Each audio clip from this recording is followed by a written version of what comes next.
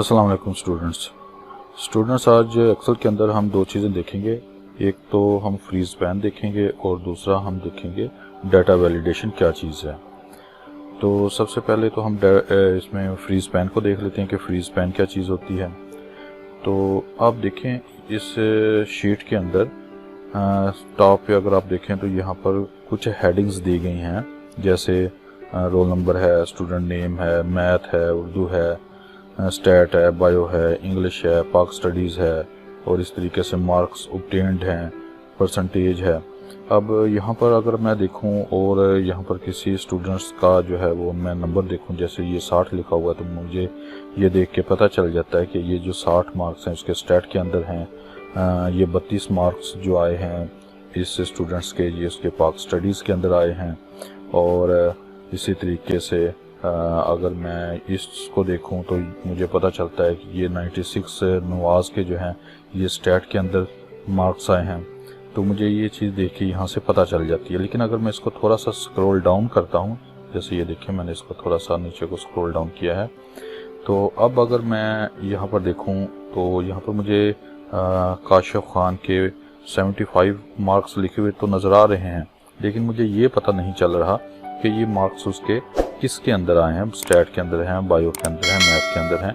इसको देखने के लिए मुझे दोबारा से स्क्रॉल अप करना पड़ता है। जैसे मैं स्क्रॉल अप करता हूँ तो मुझे पता चलता है ये जो 75 मार्क्स हैं ये उसके बायो के अंदर आए हैं।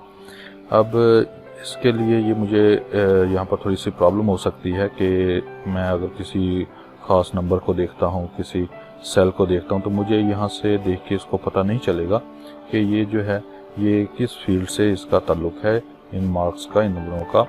और इसके लिए मुझे इसको स्क्रॉल अप करके उसको देखना पड़ता है। अच्छा, अगर मैं चाहूँ कि ये जो चीज़ है, ये जो हेडिंग्स हैं ये मेरे सामने रहें, और अगर मैं स्क्रॉल डाउन करूँ तो जो है ये हेडिंग्स तो सामने रहें, लेकिन जो नीचे जो मार्क्स हैं ये सिर्फ स्क्रॉल डाउन हों और मुझे ये देखने में आसानी हो जाए कि कौन से जो मार्क्स हैं वो किस हेडिंग से जो है वो ताल्लुक़ रखते हैं। तो इसके लिए मेरे पास एक्सेल के अंदर एक ऑप्शन है, यहाँ पर रिव्यू के अंदर इसमें ऑप्शन है फ्रीज पैन्स का। ठीक है, तो यहाँ पर फ्रीज पैन का मेरे पास एक ऑप्शन है। इसको कैसे अप्लाई करते हैं? सबसे पहले तो आपने यहाँ से उस रो को सिलेक्ट कर लेना जिस रो के ऊपर वाली रोज को आप फ्रीज करना चाहते हैं। तो यहाँ पर मैंने इस रो को सेलेक्ट कर लिया है और इसके बाद यहाँ पर फ्रीज पैन का ऑप्शन है, इसके ऊपर मैं क्लिक कर देता हूँ।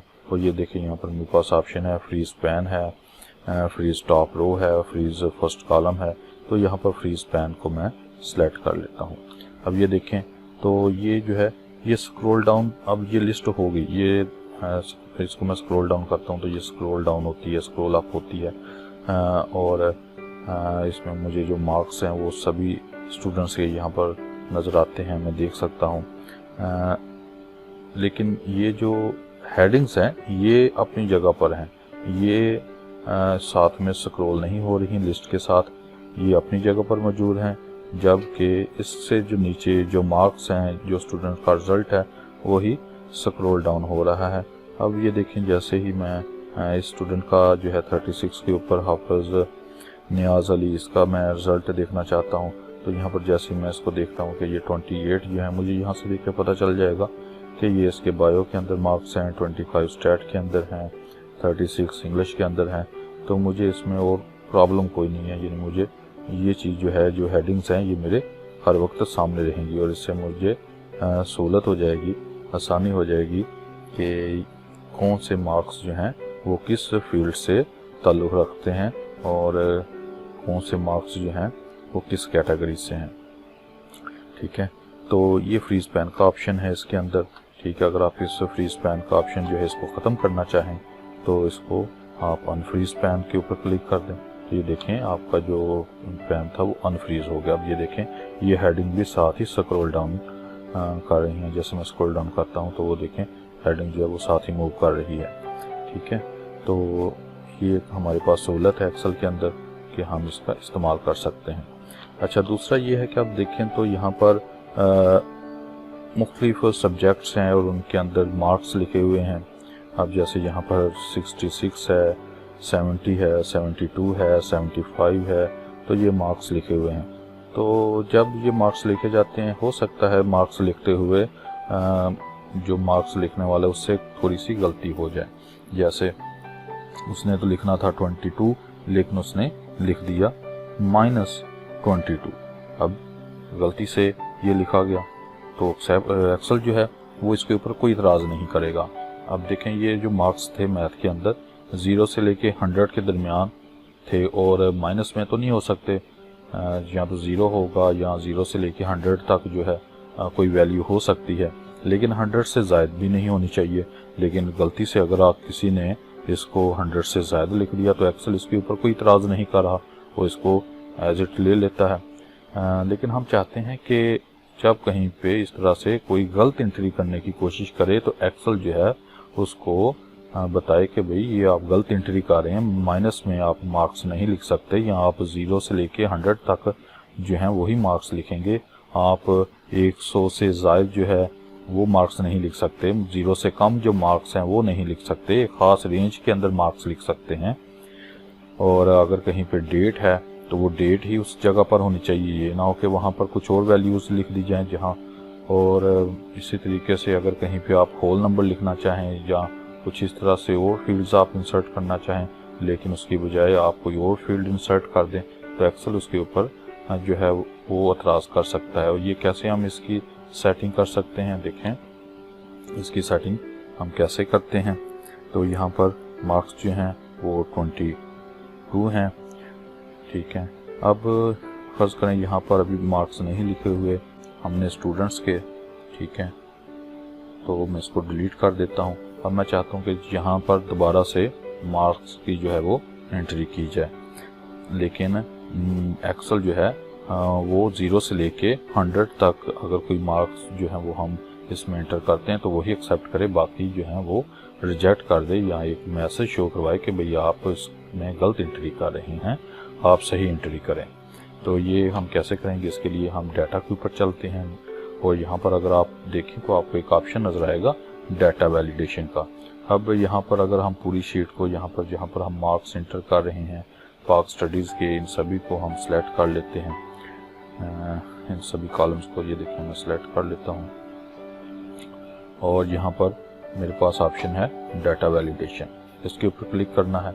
अब जैसे ही मैंने डाटा वैलिडेशन के ऊपर क्लिक किया, अब यहाँ पर देखें तो मेरे पास यहाँ पर 3 ऑप्शन यहाँ पर शो हो रहे हैं, एक सेटिंग के नाम से है, एक इनपुट मैसेज है, एक एरर अलर्ट है। तो सेटिंग में अगर आप देखें तो यहाँ पर अलाउ के अंदर आपको नजर आएगा एनी वैल्यू, यानी आप एक्सेल के सेल के अंदर कोई भी वैल्यू इंसर्ट कर सकते हैं, वो अल्फ़ाबेट्स भी हो सकते हैं, वो नंबर भी हो सकते हैं, वो डेट भी हो सकती है, वो कुछ भी हो सकता है, ठीक है।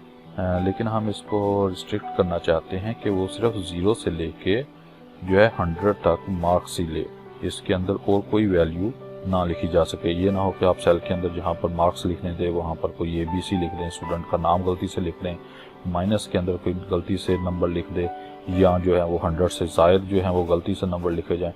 तो हम इसको गलती से बचाने के लिए हम क्या करेंगे, हम यहाँ पर इसको सेट कर देंगे। अब यहाँ पर हम होल नंबर लिखना चाहते हैं, तो यहाँ पर हम सेकंड ऑप्शन इस्तेमाल करते हैं होल नंबर का, ठीक है। अब ये होल नंबर हम लिखना चाहते हैं कहाँ से लेके कहाँ तक, हम लिखना चाहते हैं 0 से लेके 100 के दरमियान। तो यहाँ पर 0 से लेके हम 100 तक इसको सेट कर देते हैं कि मिनिमम वैल्यू 0 होनी चाहिए और मैक्सिमम वैल्यू जो है वो 100 हो, 100 से ज़ायद ना हो और 0 से कम ना हो, और ये सिर्फ होल नंबर्स हों, ये ना हो कि आप सेल्स के अंदर अल्फ़ाबेट्स लिख दें, ठीक है। इसको जैसे हम ओके करते हैं, ये देखें हमने इसको ओके कर दिया। अब यहाँ पर अगर मैं मार्क्स लिखने की कोशिश करता हूँ 33 लिख देते हैं, तो ये देखें एक्सेल जो इसको एक्सेप्ट कर रहा है, एक्सेल इसके ऊपर कोई इतराज़ नहीं लगा रहा। जैसे ही मैं चलें 89 लिखता हूँ, एक्सेल कहता है ठीक है, ओके है। लेकिन अगर मैं कुछ ज़्यादा नंबर लिखता हूँ, जैसे चले मैं 104 यहाँ पर मैंने वैल्यू इंटर की है, 104 जो है इसको मार्क्स देना चाहता हूँ, लेकिन ये आउट ऑफ 100 थे, लेकिन मैंने इसको 104 नंबर दे दिए गलती से। तो इंटर करता हूँ, तो जैसे ही मैंने इंटर किया एक्सेल ने मुझे देखें एक एरर मैसेज शो करवा दिया। ये कह रहा है कि ये आपका जो वैल्यू है वो ठीक नहीं है, आप इसको देखें, दोबारा ट्राई करें और जो वैलिड वैल्यू है वो इसमें लिखने की कोशिश करें।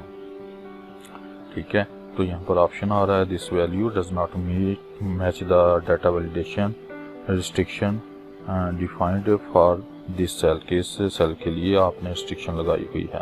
ठीक है, तो रीट्राई के ऊपर क्लिक करते हैं और दोबारा से इसको करेक्ट वैल्यू देते हैं। लेकिन अगर फिर आप इसको कोई गलत वैल्यू दे देते हैं, जैसे -34 हमने इंसर्ट कर दिया।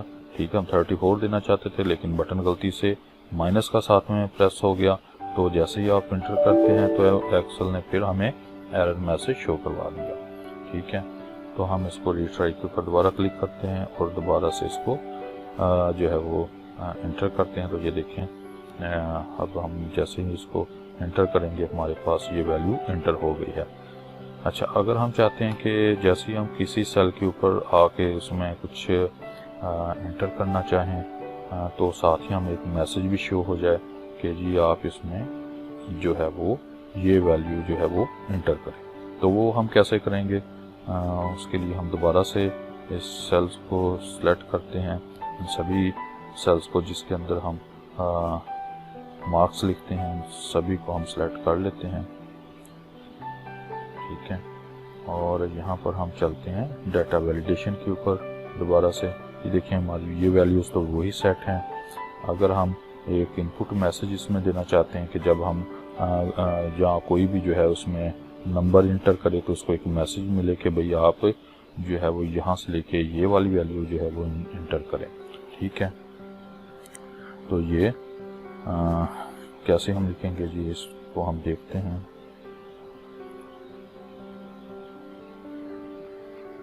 तो यहाँ पर हमने एक टाइटल दिया है नोट का और इनपुट मैसेज हम लिख देते हैं please inter value between 0 to 100, 1000 लिख दिया है, इसको मैंने 100 कर दिया। Please enter the value between 0 to 100, तो मैं चाहता हूँ कि उसको ये मैसेज नज़र आए। तो जैसे ही मैं इसको ओके के ऊपर क्लिक करता हूँ, अब ये देखें जैसे ही यहाँ पर किसी सेल के अंदर कोई वैल्यू इंटर करने लगेंगे तो साथ ही एक छोटा सा मैसेज आ जाएगा कि please inter value between 0 to 100। ठीक है, तो आप किसी को ये चीज़ शो करवा सकते हैं कि भाई वही इस मखसूस रेंज के अंदर ही वैल्यू इंटर करे। हो सकता है आपने जो मार्क्स हैं वो बायो के जो हैं वो 100 हों, स्टैट के जो हैं वो आप ये भी 100 रखना चाहें, लेकिन अगर आप उर्दू के 150 रखना चाहें कि भाई 150 में से इंटर करें तो आप यहाँ पर उर्दू के लिए एक मैसेज लगा सकते हैं कि भाई 0 से लेके 150 के दरमियान जो है वो नंबर जो है वो इंटर किए जाएं, जबकि बाकियों के अंदर आप इसी तरीके से मैसेज शो करवा सकते हैं कि जो नंबर हैं वो 0 से लेके 100 तक ही इंटर किए जाएं। तो इस तरीके से आप एक मैसेज के ज़रिए ये चीज़ शो करवा सकते हैं।